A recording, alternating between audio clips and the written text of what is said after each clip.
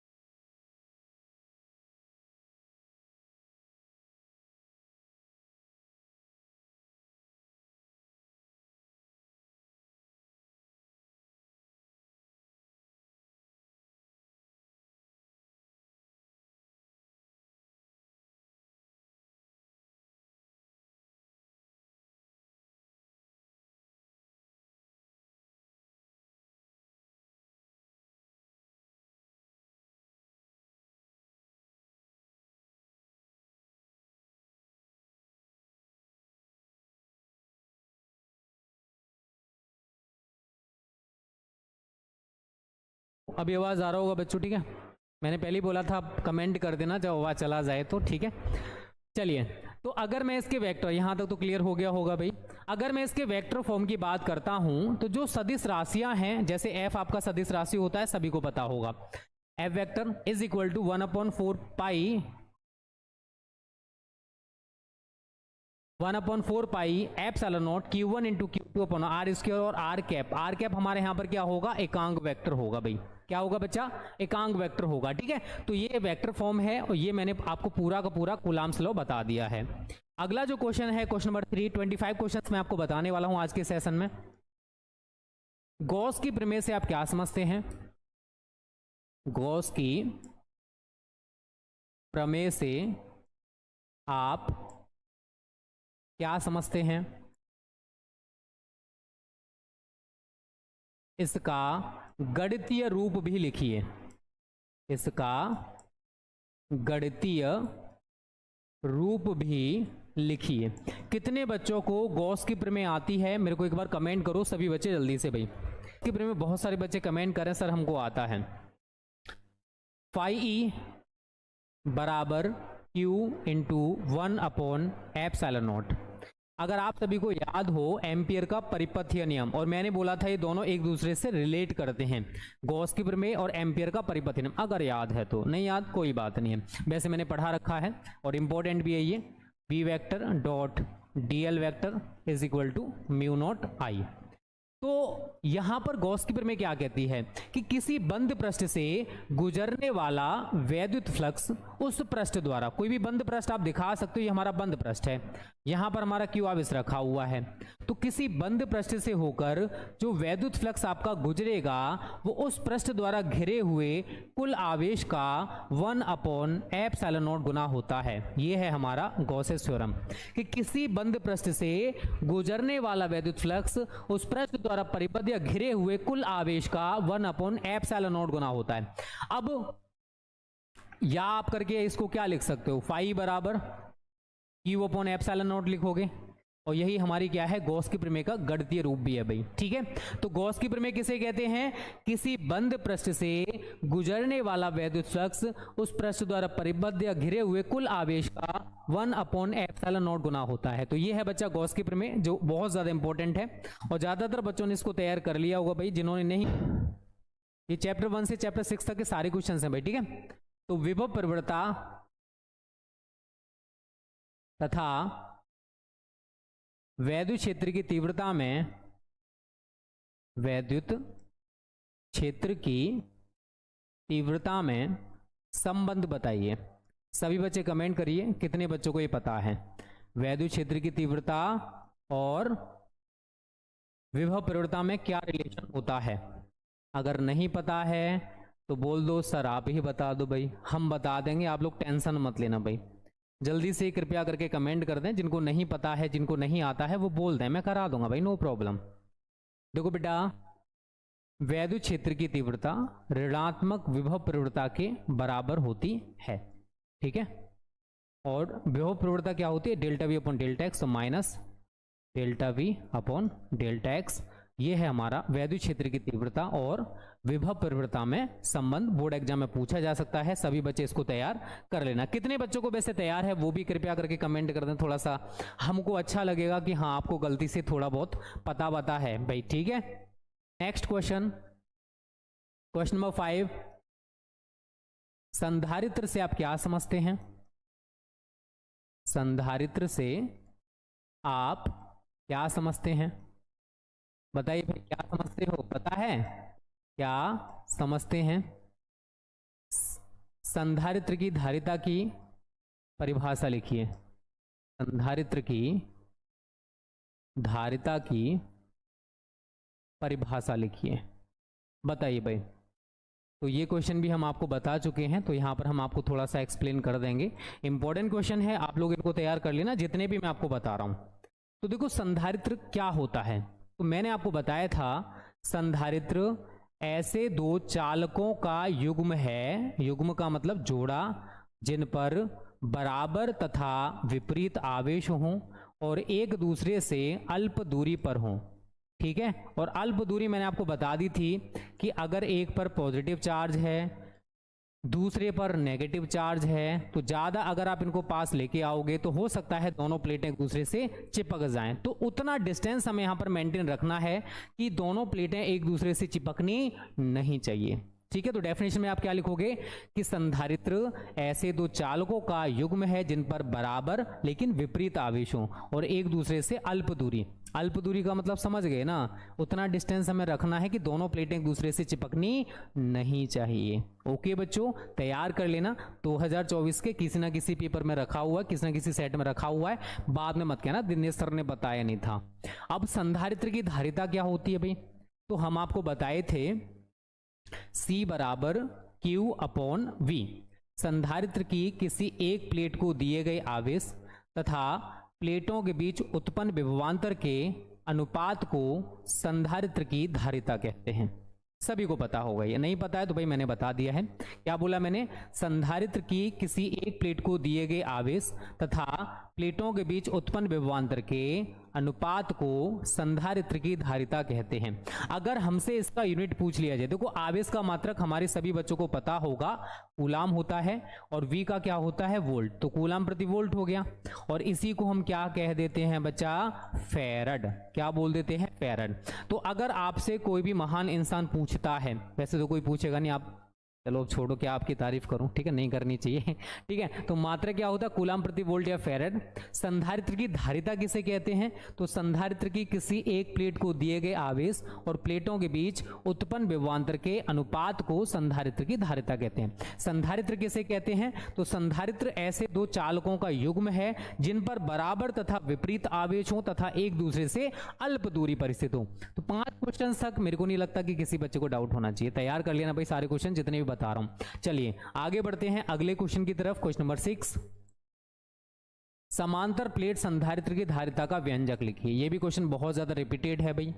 समांतर प्लेट संधारित्र की धारिता का व्यंजक लिखिए, ठीक है, व्यंजक लिखिए। अब देखो आपने ना 2 डेरिवेशंस पढ़े होंगे, मैं पढ़ा चुका हूं। समांतर प्लेट संधारित्र की धारिता का व्यंजक क्या होता है जबकि प्लेटों के बीच संपूर्ण माध्यम में परावैद्युत पदार्थ हो? तो C बराबर epsilon not KA upon D। एक चीज याद रखना, अगर आपसे कोई संबंध या रिलेशन पूछा जा रहा है तो सभी बच्चे उसमें सारी चीजों को बताना। जैसे यहां पर K क्या है आपका? परावैद्युत माध्यम का क्या है? परावैद्युतांक है। K क्या है आपका? परावैद्युत माध्यम का परावैद्युतांक है। जो आपने A इसमें दिखाया है वो क्या है? प्लेटों का क्षेत्रफल है, प्लेटों का क्षेत्रफल है। जो आप स्मॉल d यहां पर दिखा रहे हो, स्मॉल d क्या है?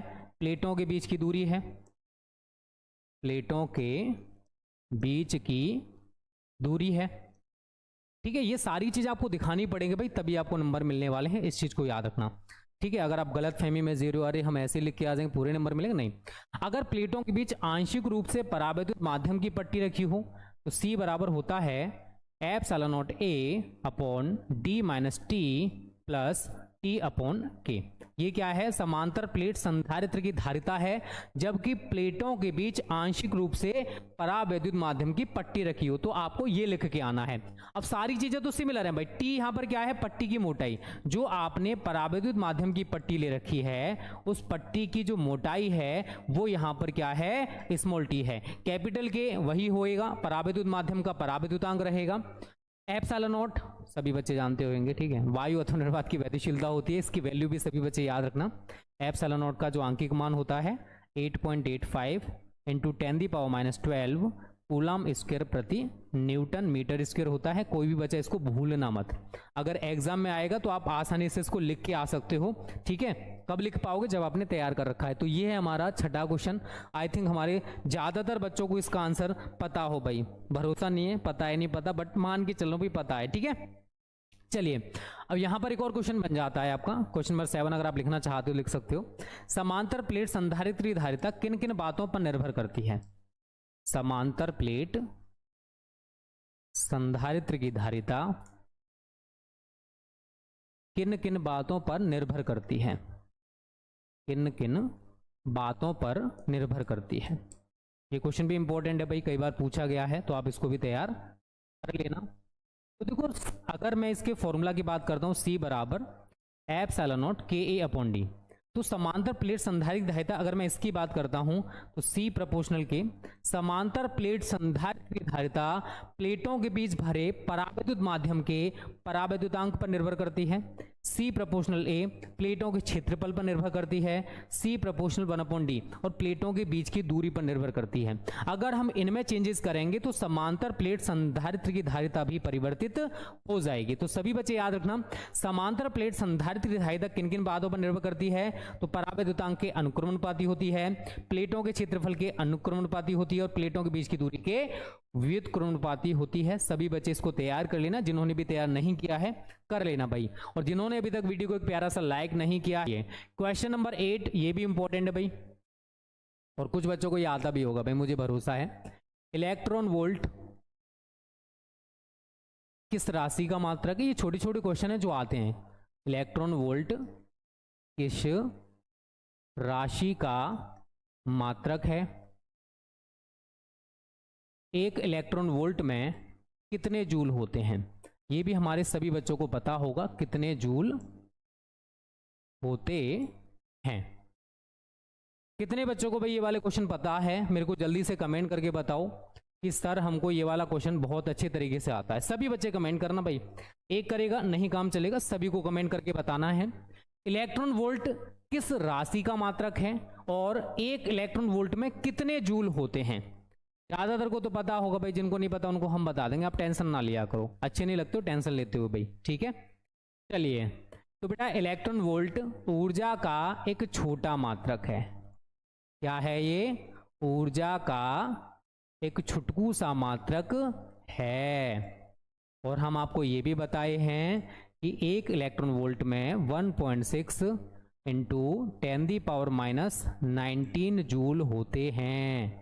ठीक है बच्चों, तो ये वाला क्वेश्चन भी एग्जाम की दृष्टि से कैसा है? इंपॉर्टेंट है। फिर मत कहना दिनेश सर ने बताया नहीं था भाई। तो चैप्टर 1 से चैप्टर 6 तक के इंपॉर्टेंट क्वेश्चंस मैं आपको बता रहा हूं, तो ये तो आप लोगों को जरूर तैयार कर लेने हैं। इनको तो आप छोड़ के बिल्कुल भी मत जाना, ओके। चलिए नेक्स्ट, किसी पदार्थ के विशिष्ट प्रतिरोध से आप क्या समझते हैं? विशिष्ट प्रतिरोध से आप क्या समझते हैं? क्या समझते हैं? इसका मात्रक तथा विमा भी बताइए। कितने बच्चों को ये वाला क्वेश्चन तैयार है भाई? इसका मात्रक तथा विमा भी बताइए। सभी बच्चे कमेंट करके बताएं कितने बच्चों को ये वाला क्वेश्चन तैयार है। क्वेश्चन नंबर 9, तो देखो आप सभी ने एक फॉर्मूला पढ़ा है, R बराबर rho into L upon A। अगर आपको रो निकालना है तो रो बराबर क्या हो जाता है? R into A upon L. यदि ए बराबर 1 मीटर स्क्वायर एवं L is equal to 1 metre हो तो रो इज इक्वल टू क्या हो जाता है आर। एक तो डेफिनेशन हम यहां से बना लेते हैं भाई विशिष्ट प्रतिरोध की, जिन बच्चों को पता है वो यहां से इसकी डेफिनेशन को बना सकते हैं। एक और जो डेफिनेशन हमारी बनाई जाती है वो बनाई जाती है रो बराबर ई अपॉन जे से। तो दोनों में से किसी से भी आप डेफिनेशन बना के आ सकते हो एग्जाम में, ऐसा नहीं कि एग्जामिनर आपका नंबर काट देगा, ठीक है, इस चीज को याद रखना। तो किसी धारावाही तार के किसी बिंदु पर वैद्युत क्षेत्र की तीव्रता और धारा घनत्व के अनुपात को चालक के पदार्थ का, सभी बच्चे याद रखना ये पदार्थ का गुण है। अब देखो चालक की बात करूं, लोहा भी होता है, तांबा भी होता है, ठीक है, वो चालक हैं, एल्यूमिनियम भी होता है, बट ये अलग अलग पदार्थ के बने हुए हैं। तो इस रो का मान सभी पदार्थों के लिए अलग अलग हो जाएगा, ऐसा नहीं कि सभी के लिए जैसा रहेगा। तो ये पदार्थ का गुण है ना कि चालक का गुण, सभी बच्चे याद रखना इस पॉइंट को, ये चालक का गुण नहीं है, ये पदार्थ का गुण है। तो डेफिनेशन आप यहां से चाहते हो यहां से बना लो, यहां से चाहते हो यहां से बना लो। किसी चालक के पदार्थ का विशिष्ट प्रतिरोध 1 मीटर लंबे एवं 1 मीटर स्क्वायर अनुप्रस्थ परिच्छेद वाले चालक तार के प्रतिरोध के बराबर होता है। डेफिनेशन ऐसी बनाओ कि 4 लोग याद रखें भाई। तो आप इससे बना रहे हो इससे बना रहे हो फर्क नहीं पड़ता है, बस आपको वो याद होनी चाहिए लॉन्ग टाइम तक, ठीक है। तो क्या बोलोगे भाई, किसी चालक के पदार्थ का विशिष्ट प्रतिरोध 1 मीटर लंबे एवं 1 मीटर स्क्वायर अनुप्रस्थ परिच्छेद क्षेत्रफल वाले चालक तार के प्रतिरोध के बराबर होता है। बस ये डेफिनेशन बना के आ जाना, पूरा नंबर मिल जाएगा। एक भी नंबर अगर कट जाए तो भाई मेरे पास आ जाना, ठीक है। कि सर आपने बोला था नंबर नहीं कटेगा, सर नंबर कैसे कटेगा प्लीज हमें बता दो भाई। नहीं कटेगा, टेंशन ना लो। अगर मैं यूनिट की बात करता हूं तो आप इसी से बना सकते हो मात्रक इसका। आर का मात्रक सभी को पता है ओम होता है, क्षेत्रफल का मात्रक सभी को पता है मीटर स्क्वायर होता है, और नीचे क्या देख लो लंबाई, लंबाई का मात्रक क्या होता है मीटर, मीटर से मीटर कैंसिल, क्या रह गया भाई ओम मीटर। तो अगर आपसे कोई पूछे कि विशिष्ट प्रतिरोध का मात्रक क्या होता है तो क्या होता है ओम मीटर। इसकी विमा आप इसी से खुद भी बनाओगे, ठीक है। विमा आप लोगों को खुद बनानी है, मैं आपको कई बार बनाना सिखा चुका हूं। अब ये मत कहना कि सर हमने आपको आपने हमको नहीं सिखाई है, ठीक है, गलत बात अगर ऐसे बोलोगे। तो ये भी क्वेश्चन बहुत ज्यादा इंपॉर्टेंट है बच्चों, इसको भी तैयार कर लेना। चलिए नेक्स्ट क्वेश्चन, क्वेश्चन नंबर 10, विशिष्ट चालकता। भाई ये भी क्वेश्चन बहुत ज्यादा पूछा जाता है। विशिष्ट चालकता से आप क्या समझते हैं, विशिष्ट चालकता से आप क्या समझते हैं, इसका मात्रक तथा विमा बताइए, ठीक है। इसको भी आप लोग तैयार कर लेना सभी बच्चे, इसका मात्रक तथा विमा बताइए। अब ये मत कहना सर हमको नहीं पता है, अच्छा क्वेश्चन है, बोर्ड एग्जाम में पूछा जा सकता है। नेक्स्ट क्वेश्चन, क्वेश्चन नंबर 11, ओम के नियम से आप क्या समझते हैं, ये मोस्ट इंपॉर्टेंट है। ओम के नियम से आप क्या समझते हैं,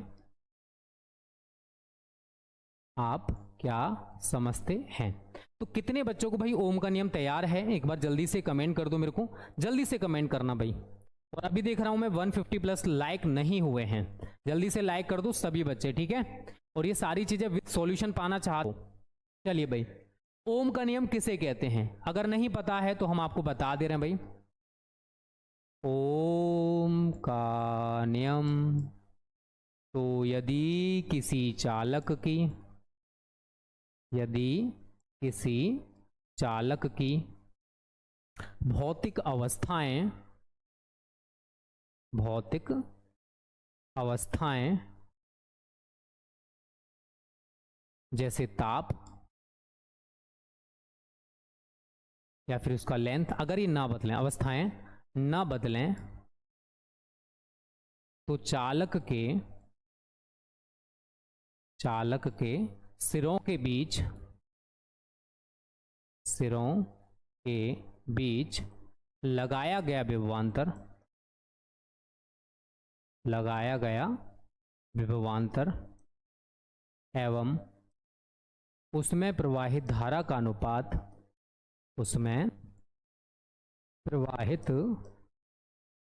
का अनुपात नियत रहता है। क्या रहता है भाई?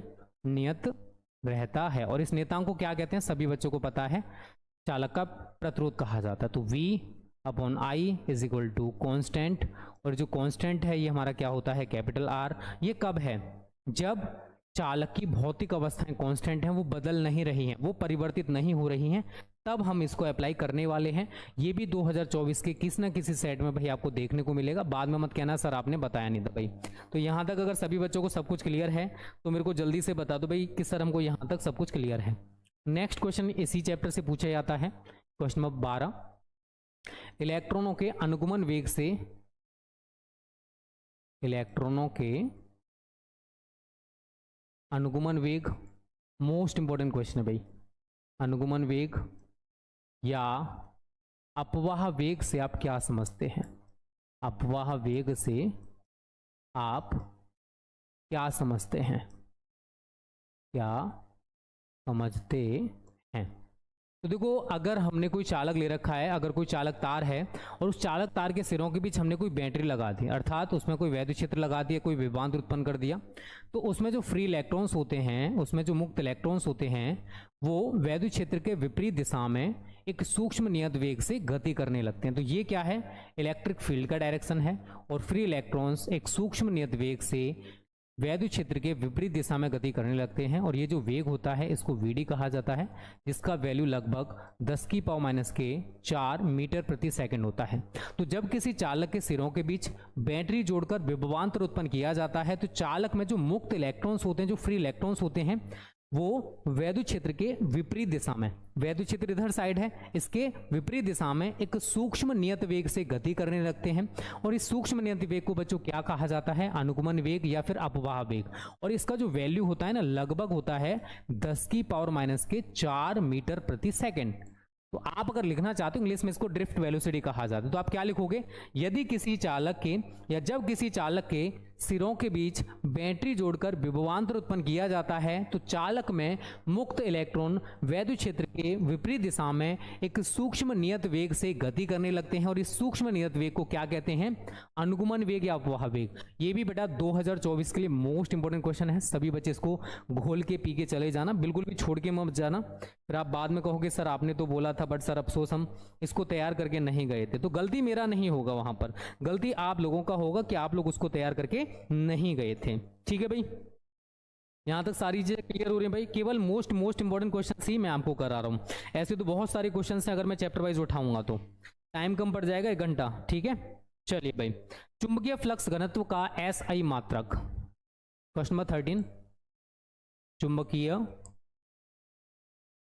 फ्लक्स घनत्व का, फ्लक्स घनत्व का SI, ये इंटरनेशनल सिस्टम है यूनिट्स का, SI मात्रक बताइए। SI मात्रक बताइए। तो जिन बच्चों को पता है भाई वो तो आसानी से बता देंगे, और जिनको नहीं पता, देखो चुंबकीय फ्लक्स घनत्व ये चुंबकीय क्षेत्र को कहा जाता है। इसको कहा जाता है चुंबकीय क्षेत्र को। अब इसके अगर मैं SI यूनिट की बात करता हूं, SI पद्धति में इसका जो मात्रक होता है शायद हमारे ज्यादातर बच्चों को पता होगा। मैंने इसके 4 यूनिट बता रखे हैं, न्यूटन प्रति एम्पीयर मीटर होता है। आपने इसका मात्रक टेस्ला भी पढ़ा होगा। SI पद्धति में आप ये लिख देना, टेस्ला हो गया और वेबर पर मीटर स्क्वायर हो गया। ठीक है, गॉस छोटा यूनिट होता है, तो एक गॉस में 10⁻⁴ टेस्ला होते हैं। तो अगर SI सिस्टम में पूछा जाता है तो ऊपर तीनों में से आप कोई भी लिख के आ जाना, आपको पूरा नंबर मिल जाएगा, एक भी नंबर नहीं कटने वाला है। इस चीज को सही बच्चे याद रखना। यहां तक सारी चीजें क्लियर हैं। अभी देखो 150 का टारगेट कंप्लीट हो चुका लाइक्स का। जल्दी से अभी जो नेक्स्ट टारगेट है बेटा 200+ लाइक्स का है। सभी बच्चे जल्दी से लाइक कर देना जिन्होंने ना किया हो। सारे क्वेश्चंस को नोट करते जाओ जो मैं आपको बताता जा रहा हूं। नेक्स्ट जो क्वेश्चन यहां से पूछा जाता है भाई, लॉरेंज बल, क्वेश्चन नंबर 14। लॉरेंज बल से आप क्या समझते हैं? आप अगर ये चैप्टर पढ़े हो, मैं पढ़ा रहा हूं इस टाइम, जो कि 1 या 2 दिन में खत्म होने वाला है। लॉरेंज बल किसे कहते हैं? तो मैंने बोला था कि अगर कोई आवेशित कण, जब कोई आवेशित कण किसी ऐसे क्षेत्र में गति कर रहा है जहां पर वैद्युत क्षेत्र भी है और चुंबकीय क्षेत्र भी दोनों उपस्थित है, वहां पर अगर आवेशित कण किसी ऐसी जगह पर है जहां पर वैद्युत क्षेत्र और चुंबकीय क्षेत्र दोनों उपस्थित हैं, तो उस कण पर जो बल कार्य करेगा उसको क्या कहा जाता है? उसको लॉरेंज बल कहा जाता है भाई। उसको क्या कहा जाता है? उसको लॉरेंज बल कहा जाता है। अगर मैं इसके फॉर्मूला की बात करता हूं तो वहां पर मैंने क्या बोला? वैद्युत बल भी है और चुंबकीय बल भी है। ध्यान से सुना होगा आप लोगों ने। तो वैद्युत बल क्या होता है? क्यू ई, क्यू ई, और चुंबकीय बल Q V B, Q V vector cross B vector. जो सदिश राशि हैं उनके ऊपर मैंने वेक्टर लगा दिए भाई। अब इसमें आपको जो कांस्टेंट दिखाई दे रहा है, जो इन दोनों में कौन कॉमन है? क्यू। अंदर क्या रह गया? E vector plus V vector cross B vector. ये हमारा लॉरेंज बल के लिए फॉर्मूला हो जाता है, जो कि आप सभी बच्चों को याद रखना है। लॉरेंज बल किसे कहते हैं वो मैंने आपके सामने एक्सप्लेन कर दिया कि जब कोई आवेशित कण किसी ऐसे क्षेत्र में गति कर रहा है जहां पर वैद्युत और चुंबकीय क्षेत्र दोनों उपस्थित हैं, तो उस आवेशित कण पर जो बल कार्य करेगा बेटा, उसको लॉरेंज बल कहा जाता है। लॉरेंस बिश्नोई नहीं है भाई, लॉरेंस बिश्नोई का आपने नाम सुना होगा, गैंगस्टर, ठीक है।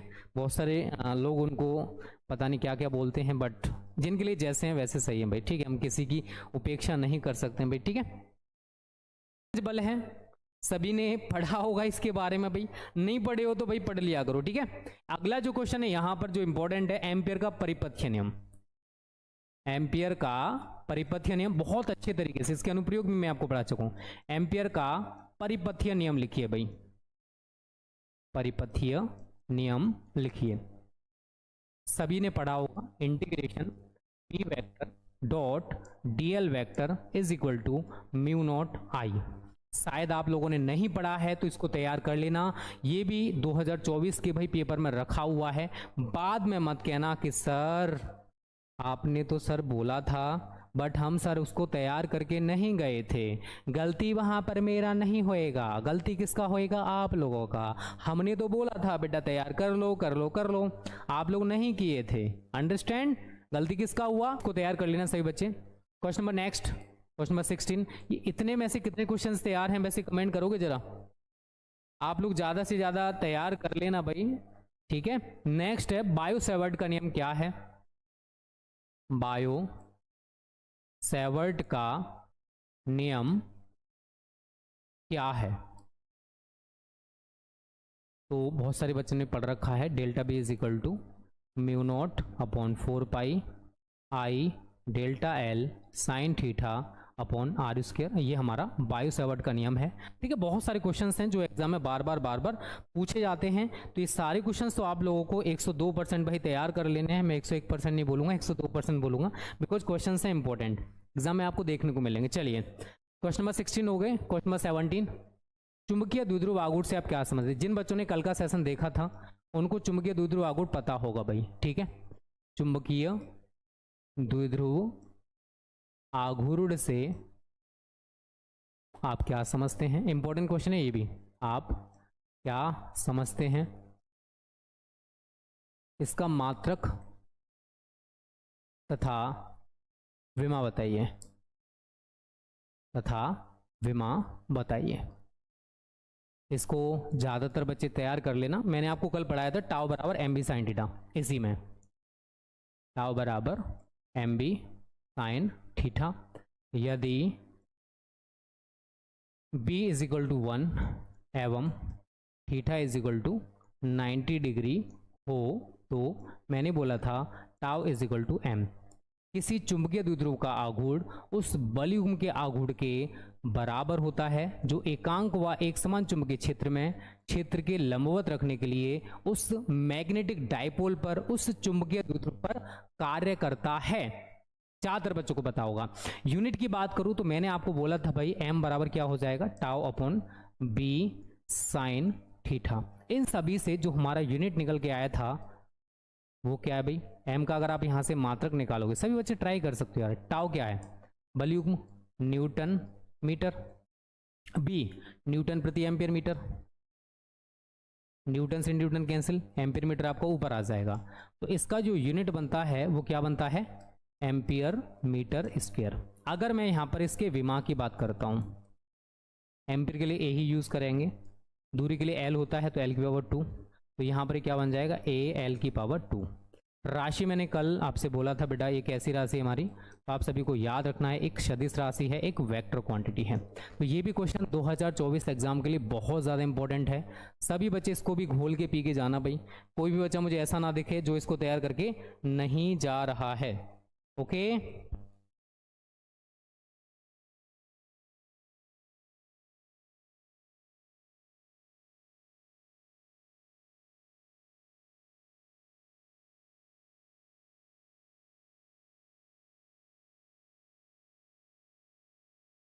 क्लियर भाई? 17वां क्वेश्चन।